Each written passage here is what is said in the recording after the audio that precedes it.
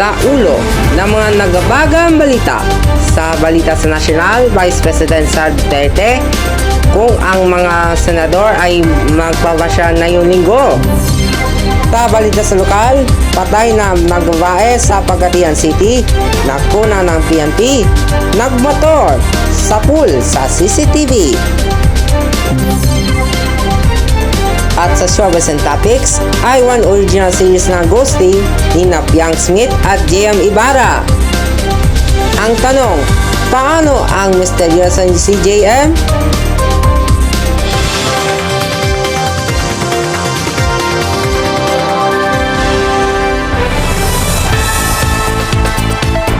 Magandang araw, Ashto, at narito detalye ng mga balita.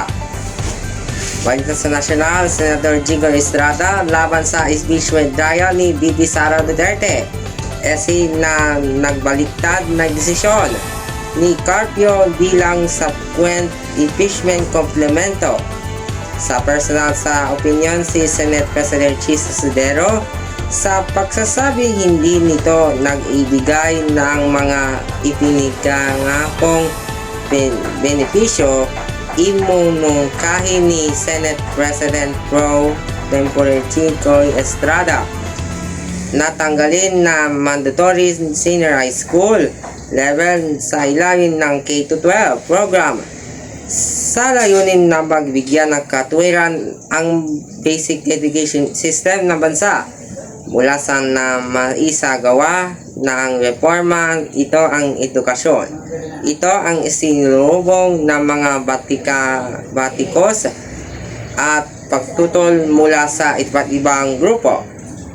12 na taon na ang nakalipas mula sa naibat sa batas, ang batas ngunit hindi pa rin naganap na makakamit ang layunin. Sabi ni Estrada nang tumutukoy sa Republic Act number 10533 na kilala rin bilang Enhanced Basic Education Act of 2030. Balita sa lokal, patay ang dalawang babae estudyante matapos sumalpok ang sinasakyan nilang motorsiklo sa isang residential house sa barangay Balintawak, Pagadian City kanina, Zamboanga del Sur nitong Biyernes, Agosto 1.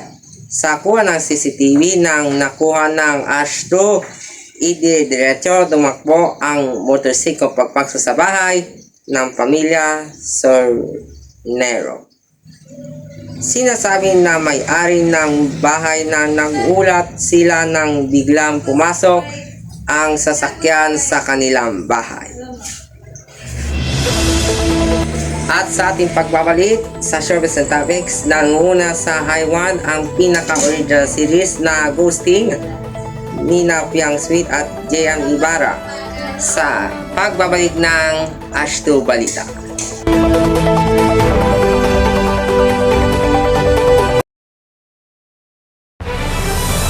Patuloy na mga balita sa Ashto Balita. Sa showbiz and topics, nangunguna sa I1 ang pinaka-original na series na Ghosting ni Piang Smith at JM Ibarra. Noong una nang narinig ko ang proyekto ito, natuwa ako para kay JM and Piang that finally, after their stint at Pinoy Big Brother, eto na sila nang pumasok at sa acting department. Higit pa ba sa pagiging masaya, naitiga ako at pagkatapos na panoorin ng piloto, sigurado ang akong masasabi kung espesyal na seryoso ito. Siya na pala ang kwento ay sumusunod ni kay Haha na ginaganapanan ng hindi paniwalang talento na si Piang.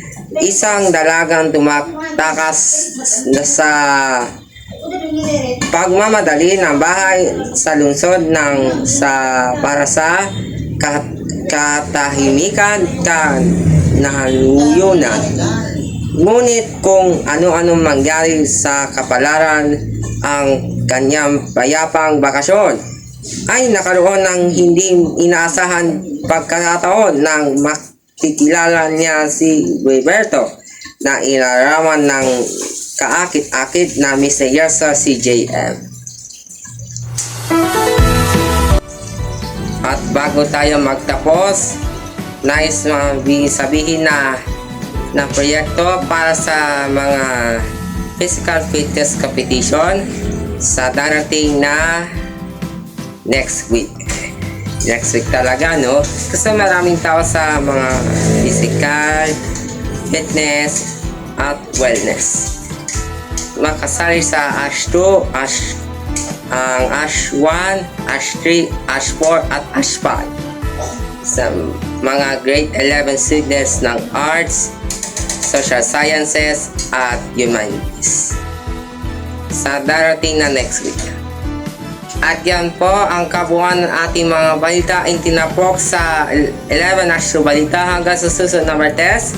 Maraming salamat po at magandang araw po.